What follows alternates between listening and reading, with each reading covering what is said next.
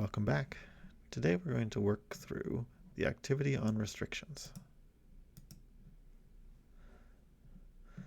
Okay, so we're going to work with these functions. And normally when you type in a function, Desmos says the domain of this function, the x values that you plug in, are all real numbers. Because of that, the graph always covers the entire width of the graphing window. So for this example, 1/15 x squared, that's this blue parabola. Sometimes these curves go off to infinity, and so the graph leaves the window out of the top or the bottom instead of out of the sides. That's like this green curve, this cubic curve. Now, we might want to take these functions and only display part of them instead of the entire graph. So what that means mathematically is that we're going to, instead of having the domain be all real numbers, we're going to restrict the domain to only be certain x values of our function. To do this, you use this notation. X as our function, absolute value of x as our function, and then the restriction of the domain in the braces here. So we use these curly braces. The actual function, the function absolute value of x would normally go off to infinity like this. If we were to put that in here, absolute value of x, and let's make it really thin so we don't see it all the way. You can see the absolute value of x, if we have the full domain of the real numbers, it would go off to infinity. But in this case, we're restricting the domain to only be between x is between -1 and 2. So there are two parts to this cell. There's the function, and there's the restriction. The restriction is surrounded by these curly braces. You have to use curly braces if you want this to happen. So this -1, x between -1 and 2 is the domain of the x values.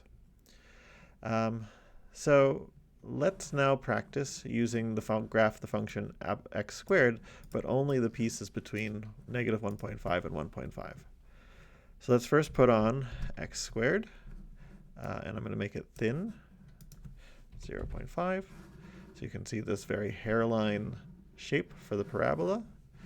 And now I want x squared to only be between -1.5 and 1.5. So I put the curly braces, I put -1.5 less than or equal to x less than or equal to 1.5, close the brace, and now we have our shape, but it's only between -1.5 and 1.5. Next. Okay, so that's if you already know what you want your sliders to be. Sorry, that's if you already know what you want your boundaries of your function to be. But maybe you don't know the exact x values for your interval. You can restrict the domain to an interval with variables as endpoints like a, b, and then you can use sliders to move those values. Okay, so here we have f of x is equal to sine of x. That's this, this hairline curve. But if we take f of x, we could have written sine of x instead of f of x, but here I've written f of x, and I've restricted the domain to be between a and b, then I can use these sliders to specify where I have my curve. So I'm going to maybe keep my curve here and keep my curve here, and now I have kind of like a check mark or a pipe type of shape. Now, as always, remember, when you specify these values of a and b, you want to keep them. So don't forget to write down f of x, and we want to keep a is -3.1 less than or equal to x less than or equal to 1.6. And here we've now saved these values. So even if we change our sliders, we still have that shape that we liked. So this tool of restrictions is actually much stronger than just specifying the x coordinates. We can actually use this technique to restrict the graph of a function to lie inside or outside a closed shape. So if we're defining this region, we can use less than or equal to or greater than or equal to instead of equals when writing the equation of the curve. So we know the equation of a circle, x squared plus y squared equals 4. If we instead wrote less than or equal to 4, it gives us the part inside the circle. If we write greater than or equal to, it gives us the part outside of the circle. Okay, so let's look at this crazy graph. It's kind of just everywhere. If we like the shape of the green graph, but we want to maybe restrict it so it's only inside this circle, then we can do that by putting in these curly braces. So I've now activated this and I've said I want this equation, but what I want is I want all points where x squared plus y squared is less than or equal to 4. Remember, that's that inside of the circle, less than or equal to 4. So now all the points that are inside the circle are now highlighted in this orange. So what would happen? Let's say we wanted to get all the points of this green graph that are outside of the circle. How might we do that? Let me pause for a second. Try it out on your own. Okay, if we want to do that, we take this expression, and instead of we having less than or equal to 4, we have greater than or equal to 4, because that's now everything that's outside of the circle. Let's say instead of a circle, we wanted to be inside of a square. Well, I'm going to improvise here. I'm not 100% sure this is going to work, but let me try it out anyway. So I want this, and I want to specify a square, which is x is less than or equal to, x is between -2 and 2. And you can see that's setting up this curves to now start here at -2 and go to +2. But I also want y to be between -1 and 3. -1 less than or equal to y less than or equal to 3. Okay, and now you can see here, let me turn off everything else. I now have the part of that curve that lies within this square where x is between -2 and 2 and y is between -1 and 3. Not too shabby. Okay, let's go to the next one. All right, we can use this technique to restrict other variables too. What we're going to do is we're going to do this. We've been restricting x before. Now let's restrict y with these sideways functions. Remember how you can take a graph and you can turn it on its side by interchanging x and y? Well, I've done that here. We have this curve x is equal to y to the 4th minus 2y cubed plus 2y minus 3. And that's this sideways quartic function. We might want to restrict this domain. If we restrict the domain to be between -1 and 2, then that's going to give us this purple part of this function. All right, so now here's another function. It's also a polynomial.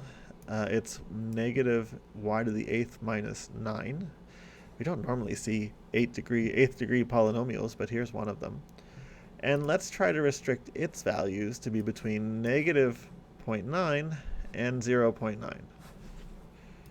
Okay, so why don't you think about that for a second? Pause. Come back. So now we have this is our function, and we want the restriction to be that y is between -0.9, y, and 0.9. Okay, so now we have this red curve and this purple curve, and we've got these two pieces, and they're both now snippets of our functions instead of the whole function, these that are going off to infinity. Okay, so here is a challenge. What we want to do is we want to modify the endpoints of the purple and blue, well, I'm going to call, now it's blue, the domains of the purple and the blue curves to form one closed blob region. Okay, so what is this asking? Let's think about it first. What is this asking? If you look at these curves, I'm going to turn off the grid and the axes for now. If you look at these two curves, you can see that these two curves intersect each other. If I turn off also the extra functions, I have two curves in space that are, they are curves. But let's say instead we wanted to make one closed shape instead of two closed curves. You can see that these two functions, they do intersect here and here. And so let's try to move these points so that they behave, and we'll have the purple curve at the bottom and the blue curve at the top, left and the right. And so how do we do this? So let's take our curves. We have this one is our purple one. This one is our blue one. Let me make it blue again. And let me turn off the other blue and purple ones. Okay, but now what we need to do is we need to change the bounds of the lower bound and the upper bound of the y. So let's use this tool where we put in some sliders. We want some sliders to move the A and the B and the A, just so that they intersect right at those curves, right at those points.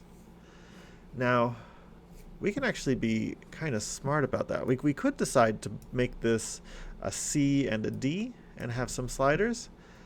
But if these curves are going to intersect, why don't we make the boundaries of the y here exactly the same?